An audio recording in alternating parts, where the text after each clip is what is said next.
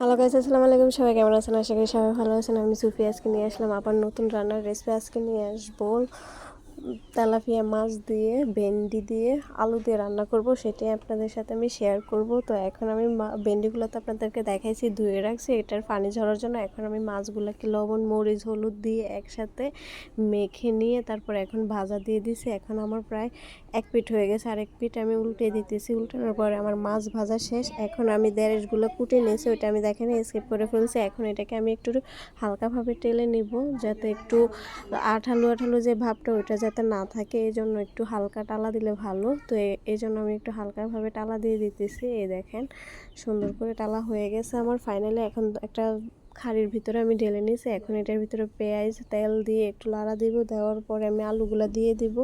আলুগুলো একটু লাল লাল হওয়ার পরে, বেশি না হালকা একটু লাল লাল হওয়ার পরে এখন আমি এটাকে ভালো তেলের সাথে পেঁয়াজের সাথে একসাথে মিক্স করে নেব। নেওয়ার পরে আমি সব কিছু এখন মশলা একে একে করে দিয়ে দিব। প্রথমে আমি যেটা দিব সেটা হচ্ছে লবণ, এরপরে হলুদ, তারপরে হচ্ছে মরিচ, এরপরে একসাথে একটু লাড়া দেব। দেওয়ার পরে তারপর পেঁয়াজ রসুন বাটা পেস্ট করা ছিল ওইটা আমি দিয়ে দিছি, দিয়ে এটাকে একটু ভালো করে লাড়া দিয়ে দিছি। লাড়া দেওয়ার পর এখন আমি পানি দিয়ে দিছি, এটা একদম শুকিয়ে গেছে।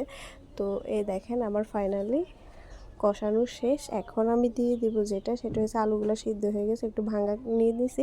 এখন আমি ভেন্ডিগুলো দিয়ে দিব। ভেন্ডিগুলো দেওয়ার পরে এই দেখেন ফাইনালি কেমন একটু হয়েছে। এখন আমি এটাকে একটু ভালো করে কষাইয়ে নিব। এই দেখেন আমারটা একবারে মাখা মাখা, একবারে গায়ের ভিতরে কোনো ইয়ে নেই, মশলাটা ভালো করে কষে গেছে।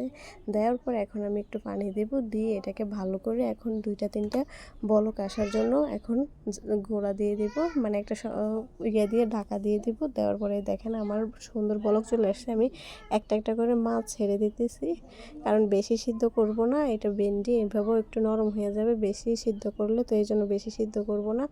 এই একটু লাড়া দিয়ে মাছগুলো দেওয়ার পর একটু লাড়া দিয়ে দিব, দিয়ে তারপর এখন আরেকটু জাপ গোড়া দিব, যাতে ভালো করে 2টা বলক চলে আসে। বেশি আমি বলক ইয়ে করবো না, আর একটু একটু ঝোল থাকবে এইভাবে।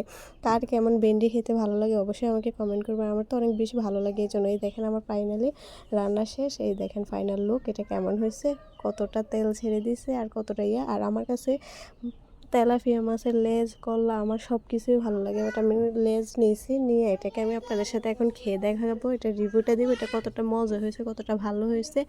তো এই দেখেন আমার প্রথম মাছটাও দেখেন আমি একটু ইয়ে করে নিয়ে এখন আমি এটাকে খাবো। আর এটা ভাববে না সবাই যে আমি কেন প্লাস্টিকের জিনিসে খাইতেছি, আমার কাছে এই প্লেটটা খুব ভালো লাগছে, এই জন্য আমি খাইতেছি। আর দেখেন কতটা ভালো হয়েছে এটা। এখন আমি একটা একটা করে সবগুলো এখন নোকমানি প্রায় 1 প্লেটের মতো ভাত আমার এটা দিয়ে খাওয়া হয়েছে। তো আমার কাছে সব কিছুর ভিতরে আমি আলুটা বেশি পছন্দ করি, এই জন্য সব ক্ষেত্রে আমি কিছু আলু দিই, আলু দিলে আমার কাছে ভালো লাগে, এই জন্য আলুটা দিচ্ছি। তো দেয়ারিসটা আমার কাছে এভাবেও ভালো লাগে, একটু আটালু আঠালু ভাব থাকে, আমার কাছে অনেক বেশি ভালো লাগে। তো কার কাছে কেমন লাগে এটা সবাই কমেন্ট করে জানাবেন। তো অবশ্যই আমার ভিডিওগুলো দেখবেন, আমার চ্যানেলটাকে সাবস্ক্রাইব করবেন, যারা সাবস্ক্রাইব করে রাখছেন তারা অবশ্যই ভিডিওগুলো দেখবেন, বেল আইকনটি টিপ দিয়ে রাখবেন যাতে সর্বপ্রথম আপনাদের কাছে আমার ভিডিওগুলো যায়। এইভাবে আমাকে ভালোবাসা দেন, আমার সাথে থাকেন, আবার নতুন নতুন সুন্দর সুন্দর ভালো ভিডিও আসার জন্য অবশ্যই আমাকে ভালো ভালো কমেন্ট করেন। আর এই দেখেন আমার ফাইনালি ভাত খাওয়া শেষ। তো ভালো থাকবেন, আল্লাহ হাফেজ, আসসালামু আলাইকুম।